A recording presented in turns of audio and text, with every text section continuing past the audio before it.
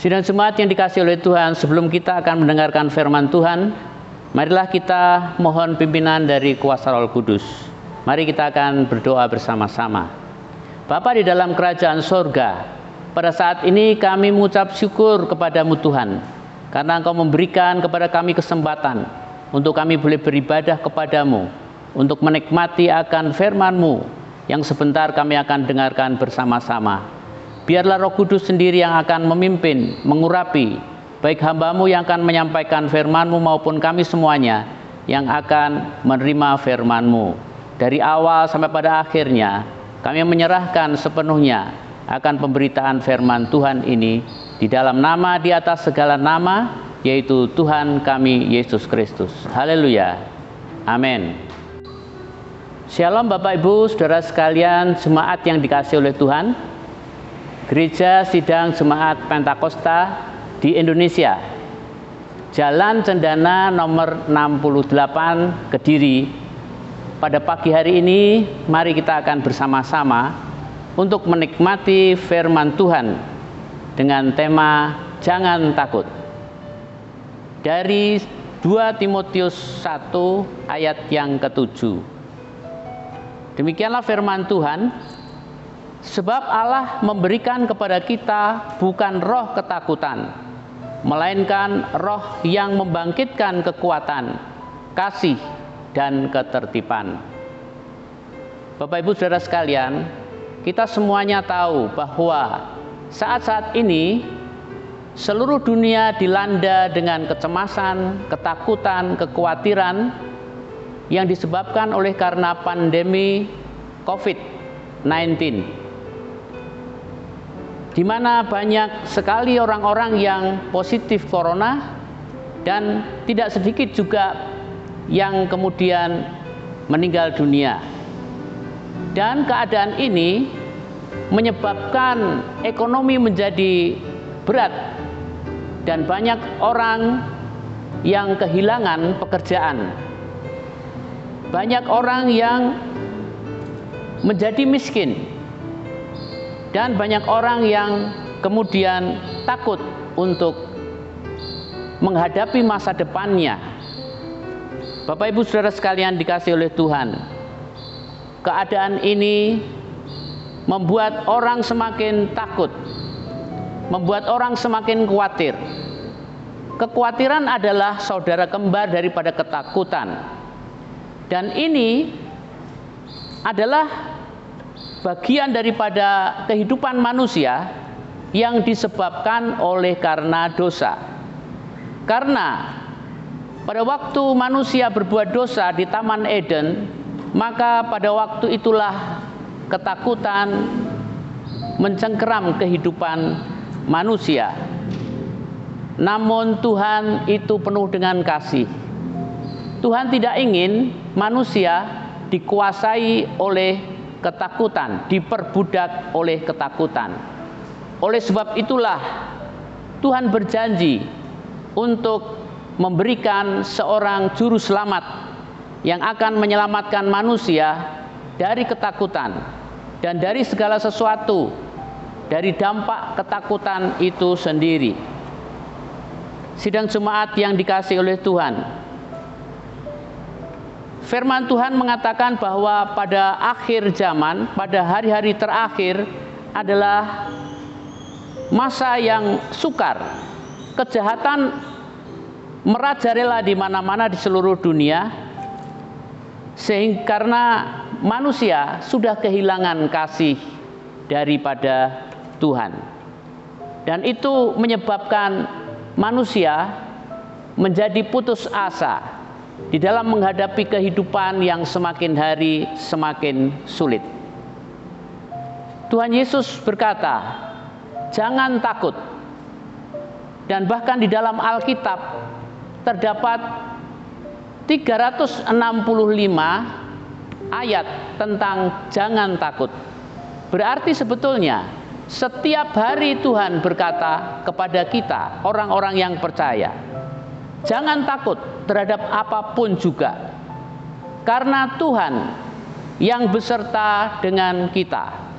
Immanuel, itulah Tuhan Yesus yang menyertai kita.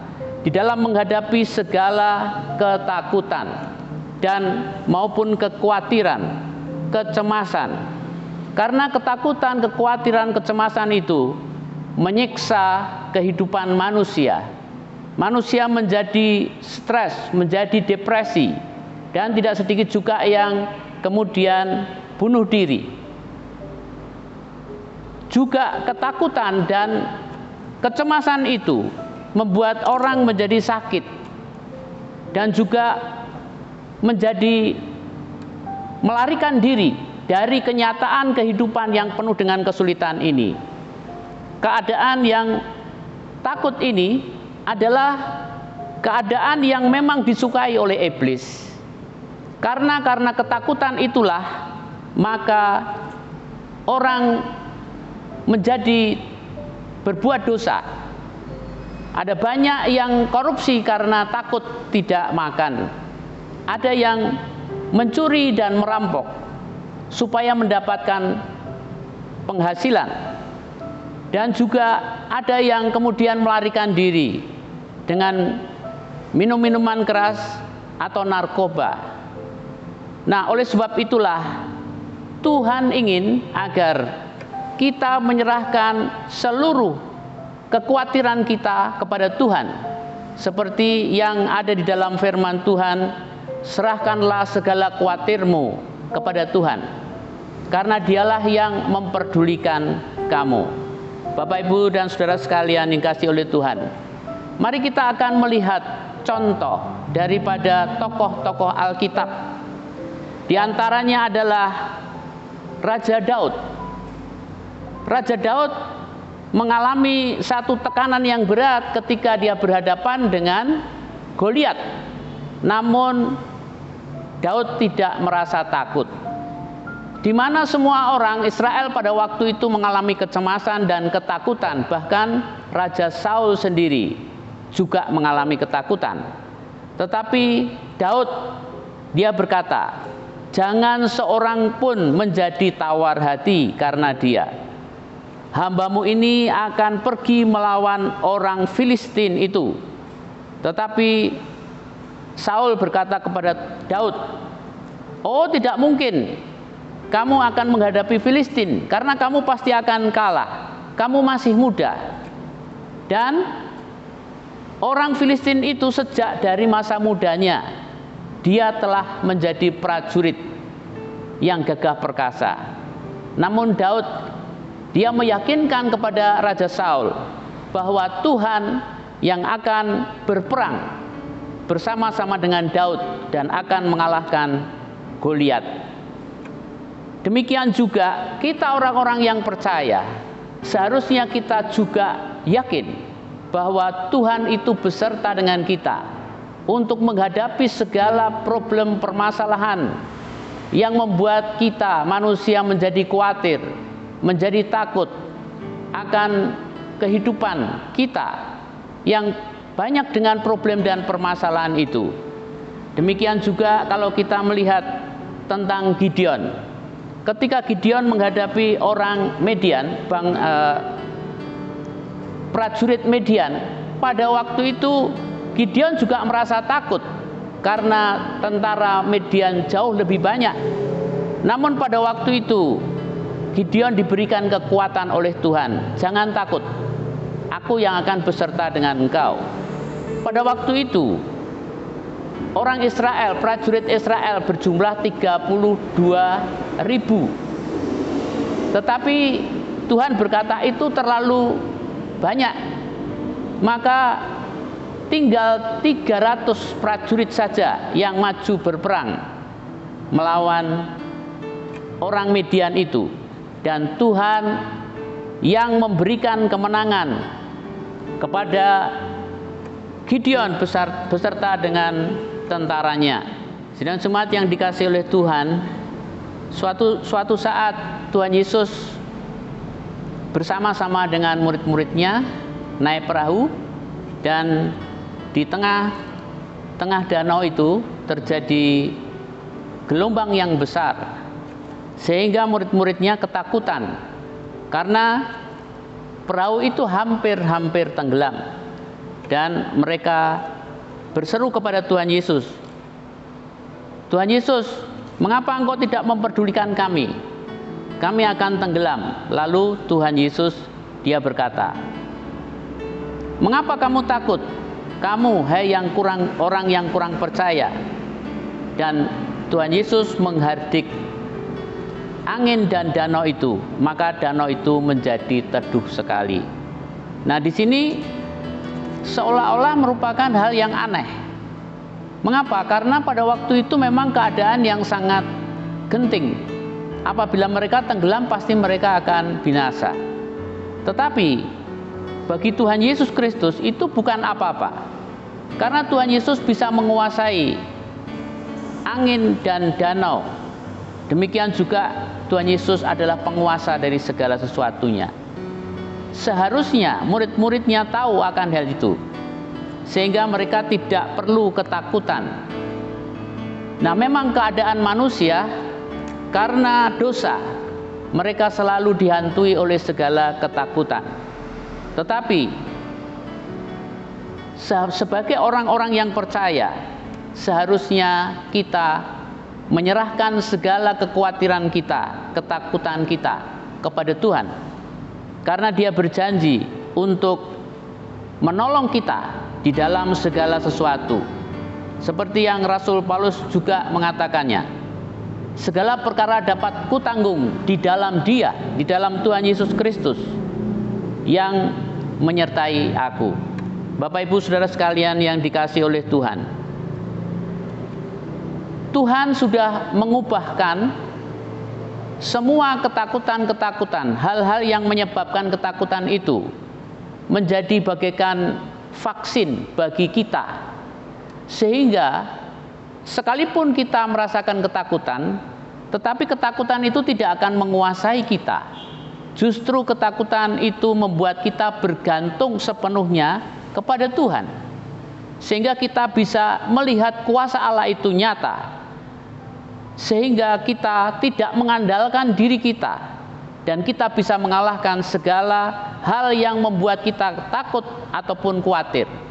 Dengan pengalaman-pengalaman bersama dengan Tuhan Yesus itulah, maka ketakutan-ketakutan itu bukanlah hal yang perlu ditakuti lagi, karena Tuhan selalu menolong di dalam segala situasi yang membuat kita khawatir maupun takut. Bahkan hal-hal yang menakutkan itu justru akan membuat kita melihat kuasa Allah itu nyata. Seperti yang dialami oleh Yusuf ketika Yusuf dibuang di sumur oleh kakak-kakaknya. Kemudian juga Yusuf kemudian dijual menjadi budak di Mesir. Dan juga Yusuf difitnah oleh istri Potifar dan dimasukkan ke dalam penjara. Tentunya semuanya itu membuat kekhawatiran dan ketakutan bagi Yusuf. Tetapi Yusuf menyerahkan semuanya kepada Tuhan. Dan akhirnya Yusuf menjadi raja muda. Justru oleh karena masalah-masalah yang dia hadapi itu. Dan Yusuf berkata, "Memang kamu telah mereka-rekakan yang jahat terhadap aku, tetapi Allah telah mereka-rekakan untuk kebaikan dengan maksud melakukan seperti yang terjadi sekarang ini, yakni memelihara hidup suatu bangsa yang besar." Jadi dari sini kita bisa melihat bagaimana Allah mengubah hal-hal yang menakutkan itu menjadi sesuatu yang menguatkan, memberkati, bahkan memberkati banyak orang melalui hal-hal yang awalnya menakutkan dan membuat dia khawatir. Tetapi di dalam Tuhan Yesus Kristus kita tidak perlu takut. Bahkan semua hal yang menakutkan itu telah ditaklukkan oleh Tuhan Yesus Kristus di atas kayu salib. Oleh sebab itulah mari kita akan memegang teguh akan firman Tuhan. Di dalam firman Tuhan dikatakan, "Hai maut, di manakah sengatmu?" Dan musuh yang terakhir adalah maut. Artinya, Tidak ada satu musuh pun yang tidak dikalahkan. Bahkan musuh yang paling besar dan paling akhir, yaitu maut, itu telah dikalahkan oleh Tuhan Yesus Kristus di atas kayu salib. Dan dia bangkit pada hari yang ketiga untuk memberikan jaminan kemenangan kepada kita atas segala problem dan permasalahan apapun juga, sehingga kita tidak perlu lagi dikuasai, diperbudak oleh kekhawatiran maupun ketakutan. Sekalipun mungkin kita merasakan rasa khawatir dan takut, tetapi itu akan membuat kita akan berserah kepada Tuhan. Justru itu akan membuat kita semakin dekat dengan Tuhan, dan justru itu akan membuat kita semakin melihat kuasa Allah itu nyata di dalam kehidupan kita. Nah, oleh sebab itu Bapak Ibu Saudara sekalian dikasihi oleh Tuhan, pada saat ini marilah kita akan mengucap syukur kepada Tuhan atas pengorbanannya di atas kayu salib. Itu memberikan jaminan kepada kita untuk kita tidak perlu khawatir ataupun takut menghadapi apapun juga di dalam kehidupan kita ini.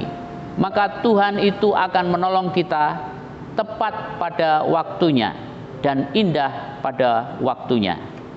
Mari Bapak Ibu Saudara sekalian yang dikasihi oleh Tuhan, kita akan bersama-sama untuk mempersiapkan hati kita untuk menerima perjamuan kudusnya, mengenang kembali betapa besar kasih-Nya kepada kita, sehingga Dia mengorbankan dirinya di atas kayu salib.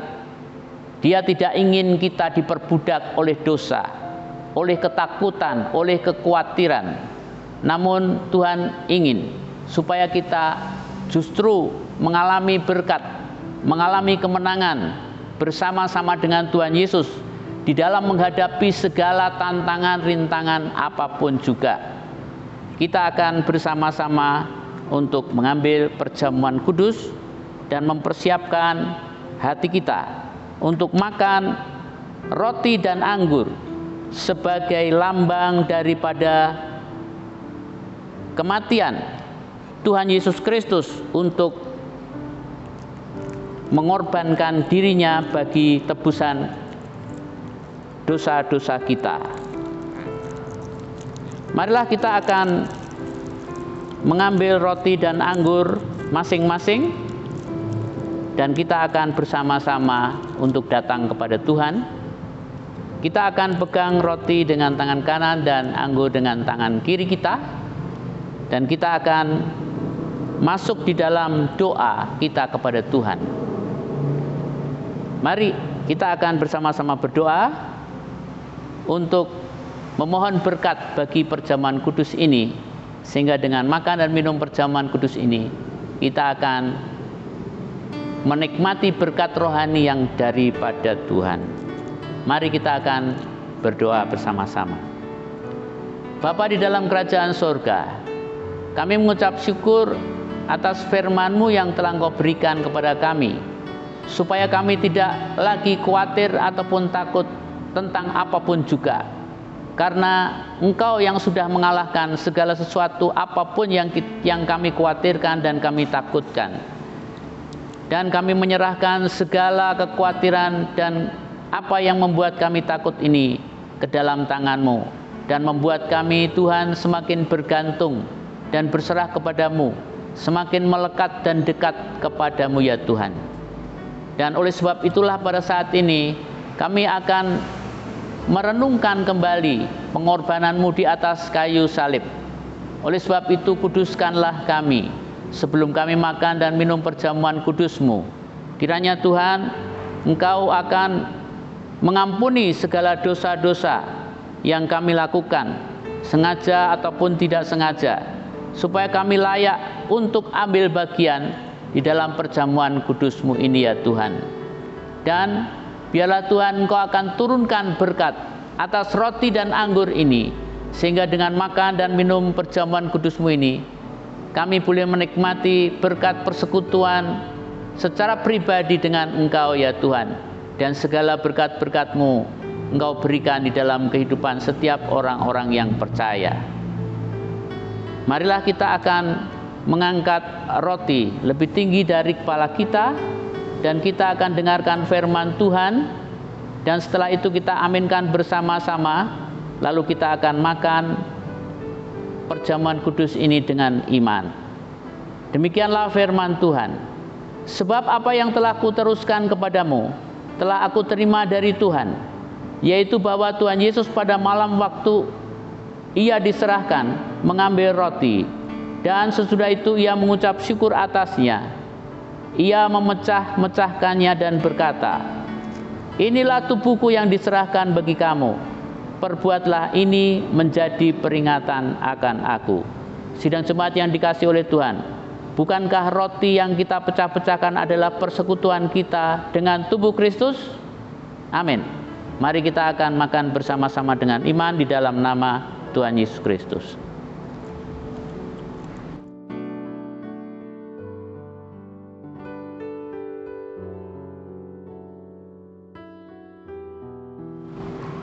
Dan sekarang marilah kita akan angkat cawan anggur lebih tinggi dari kepala kita. Dan kita dengarkan kembali firman Tuhan. Demikian juga Tuhan Yesus mengambil cawan sesudah makan. Lalu Tuhan Yesus berkata, "Cawan ini adalah perjanjian baru yang dimeteraikan oleh darahku. Perbuatlah ini setiap kali kamu meminumnya menjadi peringatan akan aku." Sidang jemaat yang dikasihi oleh Tuhan, bukankah cawan pengucapan syukur yang atasnya kita ucapkan syukur bersama-sama adalah persekutuan kita dengan darah Kristus? Amin. Mari dengan iman kita akan minum di dalam nama Tuhan Yesus Kristus.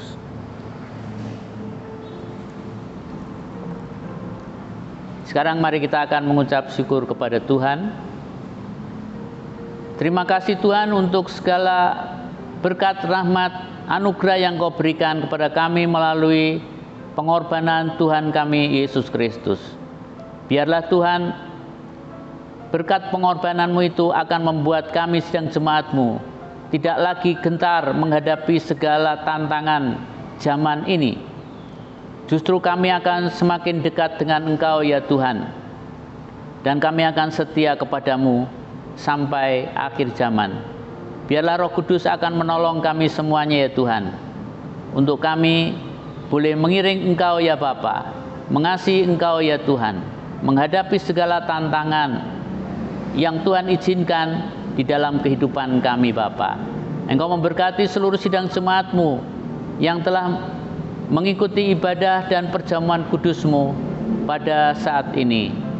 Kami menyerahkan sepenuhnya di dalam kehidupan mereka semuanya, sidang jemaat-Mu ya Bapa.